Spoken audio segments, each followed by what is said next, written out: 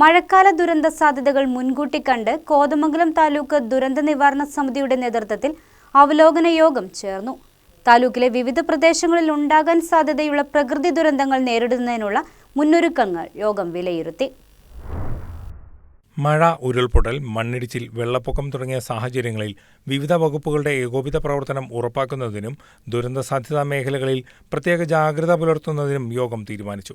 അടിയന്തര സാഹചര്യങ്ങളിൽ രക്ഷാപ്രവർത്തനങ്ങളും ദുരിതാശ്വാസ നടപടികളും വേഗത്തിൽ നടപ്പിലാക്കുന്നതിനുള്ള പ്രവർത്തന പദ്ധതികളും യോഗം ചർച്ച ചെയ്തു. ദുരന്ത സാധ്യതയുള്ള പ്രദേശങ്ങളിലെ ജനങ്ങൾക്ക് മുൻകരുതൽ നിർദ്ദേശങ്ങൾ നൽകുക, ദുരിതാശ്വാസ ക്യാമ്പുകളുടെ സജ്ജീകരണം ഉറപ്പാക്കുക, അടിയന്തര സേവന വിഭാഗങ്ങളുടെ പ്രവർത്തനം ശക്തിപ്പെടുത്തുക തുടങ്ങിയ കാര്യങ്ങൾ യോഗത്തിൽ വിലയിരുത്തി. കോതമംഗലം എം.എൽ.എ. ഷിബു തെക്കുംപുറത്തിന്റെ അധ്യക്ഷതയിൽ കൂടിയ യോഗത്തിൽ Muvattupuzha RDO. Premji C, revenue, police, fire and rescue, forest, ആരോഗ്യവകുപ്പ്, തദ്ദേശ സ്വയംഭരണ സ്ഥാപന പ്രതിനിധികൾ, വിവിധ സർക്കാർ വകുപ്പുകളിലെ ഉദ്യോഗസ്ഥർ എന്നിവർ പങ്കെടുത്തു. മഴക്കാലത്ത് പൊതുജനങ്ങൾ ജാഗ്രത പാലിക്കണമെന്നും അധികൃതരുടെ നിർദ്ദേശങ്ങൾ കൃത്യമായി പിന്തുടരണമെന്നും യോഗം അഭ്യർത്ഥിച്ചു. News desk KCV news.